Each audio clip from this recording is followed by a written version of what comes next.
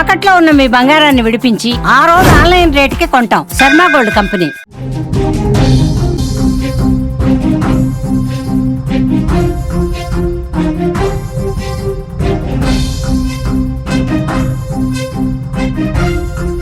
భావితరానికి విద్యాబుద్ధులు నేర్పాల్సిన ఉపాధ్యాయుడు విద్యార్థినుల పట్ల కీచకుడిగా మారాడు. కామంతో కళ్ళు మూసుకుపోయి ఓ బాలికపై అఘాయిత్యానికి పాల్పడ్డాడు. చేయరాని తప్పు చేసి బాలిక జీవితాన్ని అంధకారంలోకి నెట్టేశాడు. బిఆర్ అంబేద్కర్ కోనసీమ జిల్లా మండపేట నియోజకవర్గంలోని రాయవరం మండలం మాచవరం గ్రామంలో 4 నెలల క్రితం ఒక 9వ తరగతి చదువుతున్న విద్యార్థినిపై ప్రైవేటు పాఠశాల ప్రిన్సిపల్ జయరాజు అఘాయిత్యానికి పాల్పడ్డాడు.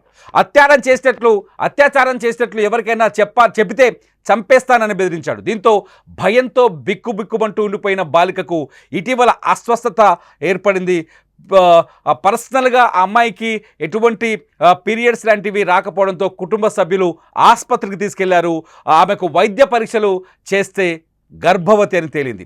దీంతో ఒక్కసారిగా ఆ ఫ్యామిలీ మెంబర్ షాక్ అయ్యారు. తల్లిదండ్రులు లబోదిబోమన్నారు.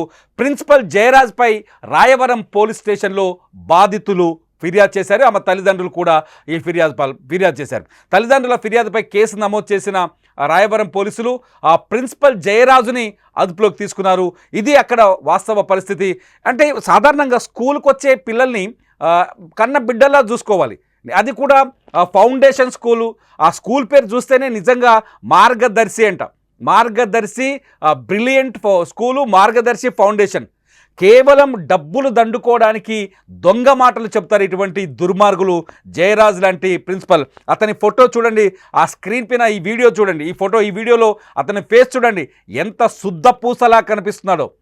ఆ స్కూల్ అభివృద్ధికి తల్లిదండ్రులందరూ మీ సహాయ సహకారాలు అందించాలి. మీ అమూల్యమైన సహాయ సహకారాలు అందించాల్సిందిగా మేము కోరుకుంటున్నాం. మీ పిల్లల భవిష్యత్తును మేము తీర్చిదిద్దుతాం. ఇటువంటి దుర్మార్గులు పిల్లల భవిష్యత్తును తీర్చిదిద్దుతారా? ఒకసారి ఆలోచించండి. ఇటువంటి దుర్మార్గులను ఏం చేయాలి? ఉరిదీయాలి. ఒక మాట చెప్పాలంటే ఉరిదీయాలి. ఇటువంటి దుర్మార్గులు పిల్లల భవిష్యత్తును తీర్చిదిద్దుతారా? కన్న బిడ్డలా చూసుకోవాల్సిన 9వ తరగతి బాలిక పైన అఘాయిత్యానికి పాల్పడి ఆ బాలికను గర్భవతిని చేసిన ఇటువంటి దుర్మార్గులను ఏం చేయాలి? నిజంగా ఈ భాషని న్యూస్లో వాడటానికి బాధ కలుగుతుంది. ఇటువంటి భాష వాడాలంటే ఇటువంటి లైవ్ న్యూస్లో వాడాలంటే బాధ కలుగుతుంది, కానీ ఒక్కొక్కసారి ఆవేశం కలుగుతుంది. ఎందుకంటే నాకు కూడా పిల్లలు ఉన్నారు కాబట్టి. మా మాచవరం గ్రామంలో జరిగినటువంటి ఈ దారుణమైన ఘటన చాలా బాధాకరం. ఈ 14 సంవత్సరాల అమ్మాయిని, 9వ తరగతి చదువుతున్నటువంటి అమ్మాయిని స్కూల్ యాజమాన్యం అయినటువంటి కరస్పాండెంట్ షాజీ జయరాజ్ అన్న ఆయన అమ్మాయిని లైంగికంగా దాడి చేయడం చాలా బాధాకరం. ఆ అమ్మాయి అయితే అమాయకురాలుగా ఉంది. ఆ అమ్మాయికి ఏమీ తెలియట్లేదు. కనీసం తల్లిదండ్రులకు చెప్తే చంపేస్తానని చెప్పేసి బెదిరింపు కూడా చేశాడట ఆయన. ఆ బెదిరింపుల వల్ల పాపం అమ్మాయి ఎవరికీ చెప్పకుండా అలా ఉండిపోయింది. ఇదైతే చాలా బాధాకరమైన విషయం. ఇంత చిన్న వయసులో ఆ పిల్లల్ని అలాంటి లైంగికంగా దాడి చేసి వాళ్ళని మానసికంగా హింస పెట్టడం చాలా బాధాకరమైంది. అలాగే ప్రభుత్వం ఎన్నో చట్టాలని తీసుకొచ్చినా కూడా కఠిన చర్యలు అన్నటువంటివి ఏమి కూడా తీసుకోవట్లేదు.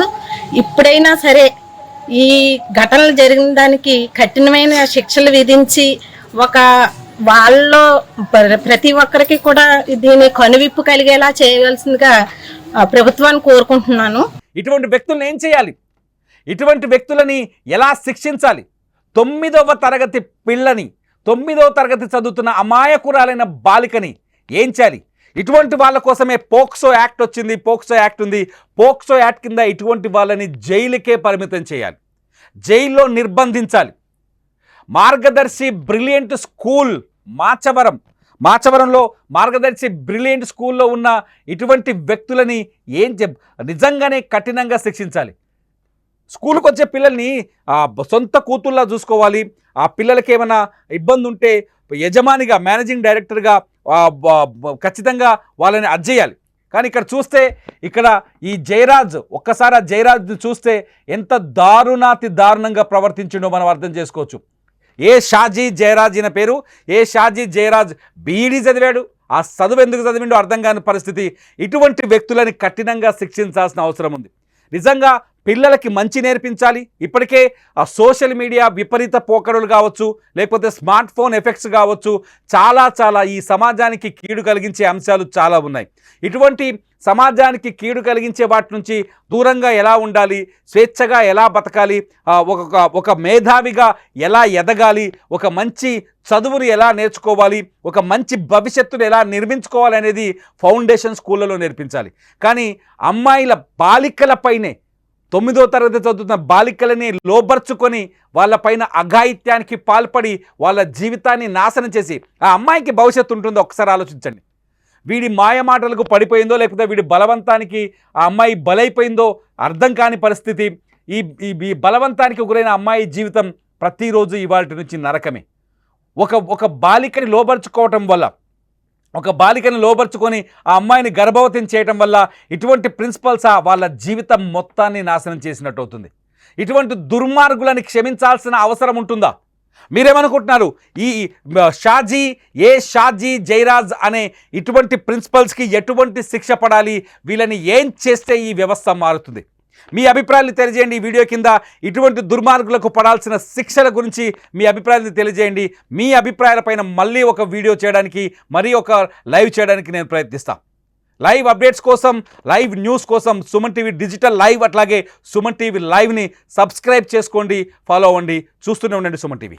ఒక 14 సంవత్సరాల కిషోరి బాలిక పైన ఒక స్కూల్ కరెస్పాండెంట్ అయిన షాద్ జయరాజ్ అని అతను లైంగిక దాడికి పాల్పడి ఆ అమ్మాయిని ప్రెగ్నెంట్ చేసిన పరిస్థితి ఎక్కడ చూసినా ఈ మధ్యకాలంలో ఇవే ఎక్కువగా జరుగుతున్న పరిస్థితులు.